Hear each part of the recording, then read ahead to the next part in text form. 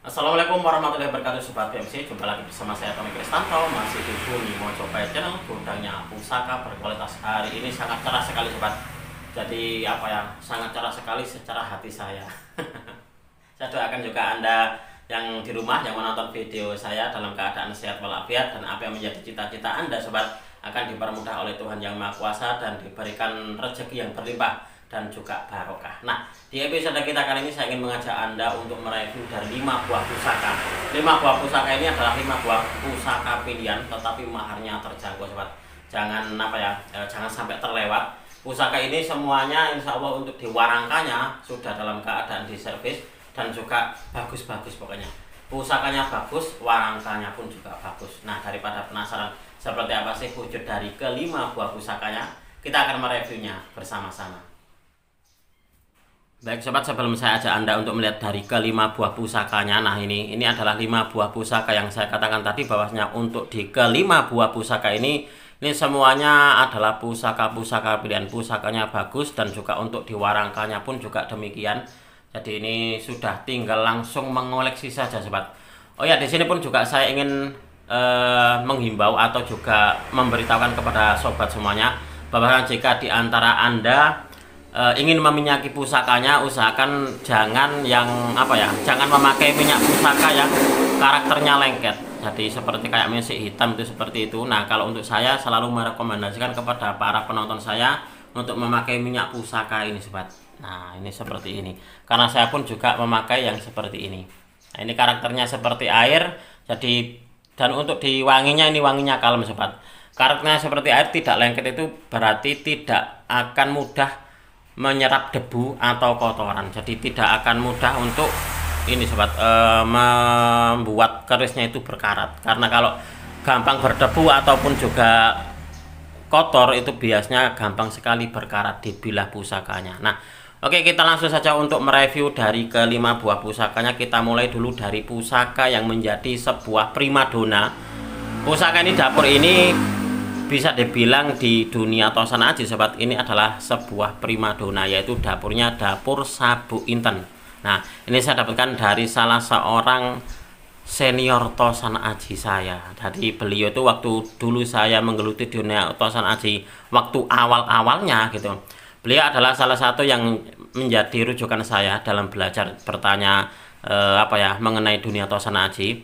Beliau adalah salah satu senior tosan aji saya Jogja. Ini dari Jogja ini Sobat. Ini warangkanya seperti ini. Nah, warangkanya ini adalah warangka gawannya. Dan pendoknya ini pendok bunton silih asih seperti ini. Dan juga ada lambang dari Keraton Yogyakarta Hadiningrat. Nah, ini seperti ini Sobat. Nah, jadi kesannya itu dia meriayeni. Kita akan melihat seperti apa wujud dari pusakanya. Nah, ini masih, seingat saya ini sudah diwarangi dan belum saya warangi kembali karena tak lihat memang untuk di pusakanya memang masih bagus. Itulah kenapa tidak saya warangi Sobat. Nah, ini bentuknya seperti ini. Ini adalah dapurnya dapur Sabu Inten.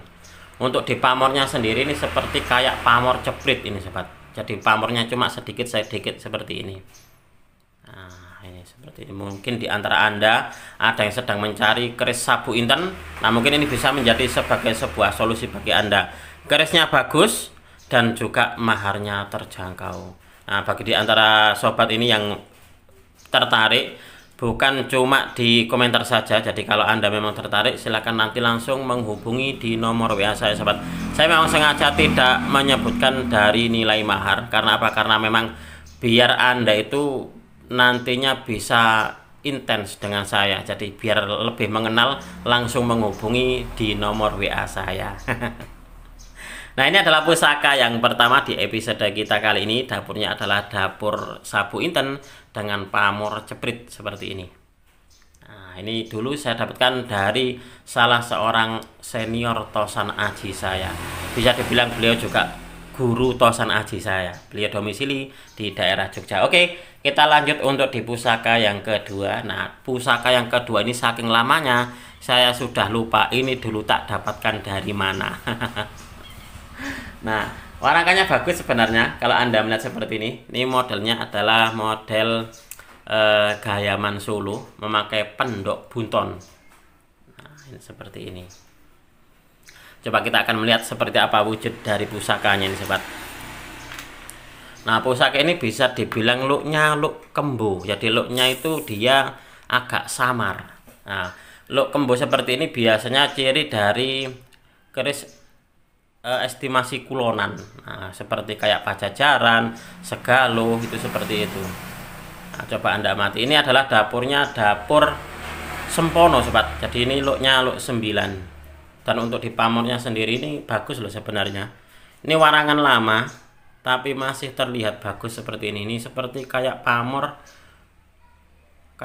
wos putah ini sobat. Wos putah kayak wos putah winengku malahan ini. Ada wengkonnya di bagian pinggirnya ini. Nah, ini seperti ini. Nah, ini adalah pusaka yang juga sangat layak untuk dijadikan sebagai sebuah koleksi, apalagi untuk di bilahnya ini masih tergolong utuh sobat. Bilahnya masih tergolong utuh, untuk di pamornya pun juga pamor bagus, dan untuk di warangkanya pun juga mendukung. Jadi warangkanya pun juga ini bagus.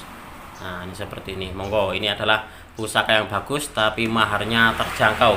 Ini adalah pusaka yang kedua di episode kita kali ini. Kita akan lanjut untuk di pusaka yang ketiga. Nah, ini kira-kira apa ini? Kalau untuk yang ini saya mendapatkannya warangkanya sudah jelek sobat, jadi warangkanya tidak masuk lah. Itulah kenapa terus saya ganti warangka baru. Ini adalah kayunya kayu Telesium nginden. Nah, memakai pendok selorok juga ini. Ini bagus loh ini untuk di warangkanya. Coba kita akan melihat seperti apa wujud dari pusakanya ini. Nah, ini adalah dapurnya dapur Anoman. Nah, ini menurut dari keterangan teman saya pemiliknya, ini adalah dapurnya dapur Anoman. Ini kalau Anda melihat sobat, untuk disogokannya ini dia bertemu di bagian atas, lalu dia menyatu, nah lalu menuju ke bagian puncak atau ke bagian ujung bilahnya. Nah, ini pamornya ini unik ini sobat. Di seperti kayak pamor nyanak ini. Pamor yang tidak tidak begitu jelas bentuk dari pamornya. Ini kalau untuk saya pamornya pamor nyanak ini. Nah, ini pun juga masih tergolong utuh untuk di bilahnya. Dapurnya adalah dapur Anoman, salah satu dari jenis dapur yang langka. Kalau menurut saya memang langka, karena seingat saya sobat, saya mendapatkan dapur ini cuma ya baru kali ini saja.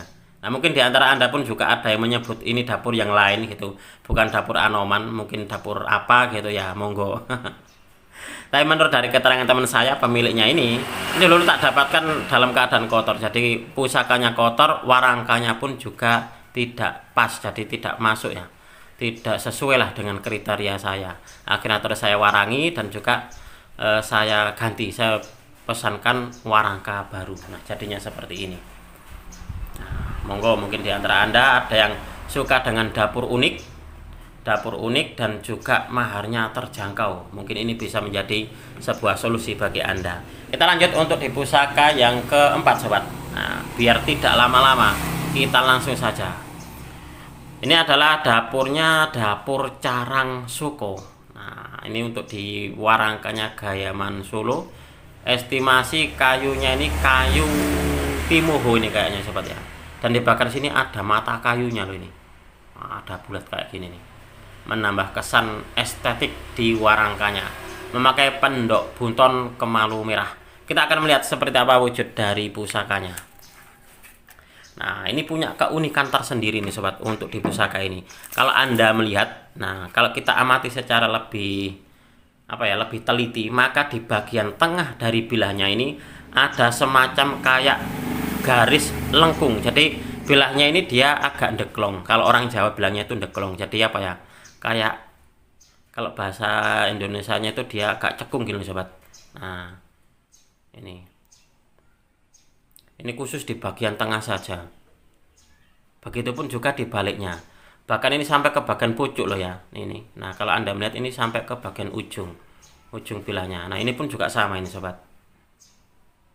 Nah, ini kalau menurut saya pamornya adalah pamor adek atau pamor adek singkir. Dan bilahnya ini dia kerlip-kerlip masir malelo seperti ini. Dan keunikannya sobat, ini di bagian tengah dari bilahnya itu dia ada cekungan. Nah, agak cekung seperti ini. Seperti kayak pamor sodo lanang. Karena awalnya saya waktu mendapatkan ini, waktu masih dalam keadaan kotor, tuh ekspektasi saya waktu itu kemungkinan ini memang pamornya pamor adek, tetapi di bagian tengah ada pamor sodo lanang. Nah, ternyata setelah diwarangi jadinya seperti ini. Jadi apa ya? Sodo lanangnya nggak ada, hanya berupa cekungan di bilahnya. Nah, seperti ini.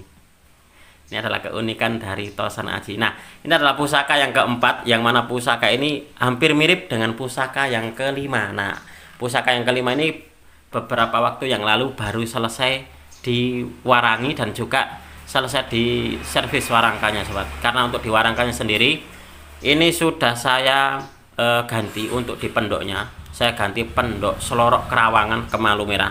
Nah, ini seperti ini. Nah, coba kita akan melihat seperti apa wujud dari pusakanya. Nah, ini pusaka ini sebenarnya beberapa waktu lalu banyak sekali yang menanyakan pusaka ini, tetapi masih belum ketemu dengan tuannya. Nah, ternyata sobat, setelah saya amati, untuk di garis dari pamornya di bagian ujung ini dia membentuk sudut. Nah, jadi membentuk sudut seperti ini. Jadi ini seperti kayak pamor ujung gunung. Nah, kalau untuk yang ini dia tidak membentuk di sudutnya. Nah, di bagian ujung dia tidak membentuk sudut. Tetapi kalau untuk yang ini, nah, dia membentuk sudut. Ini kalau di dalam pengetahuan Tosan Aji saya, untuk di pamornya adalah pamor ujung gunung. Kalau untuk yang ini. Nah, kalau untuk yang ini pamornya adek singkir. Nah, mungkin di antara Anda ada yang punya pendapat lain tentang nama pamornya untuk yang ini. Monggo, mungkin Anda Gajah Gelar ataukah juga pamor Banyumili ataupun juga yang lainnya. Karena waktu itu sobat, anggapan saya waktu itu gitu, untuk pamornya ini kayak pamor Banyumili atau pamor adek singkir. Tetapi nah, setelah diteliti secara lebih mendalam gitu, ternyata di bagian ujungnya ini dia menyudut seperti ini. Nah, ini seperti ini. Nah, ini pun juga pusakanya bagus, dan kalau Anda melihat untuk di pamornya dia menyeberang ke Gonjo. Nah, ini seperti ini. Dan untuk di kembang kacangnya dia gelung wayang. Nah, ini dapurnya sama-sama dapur Carang Soko, sobat.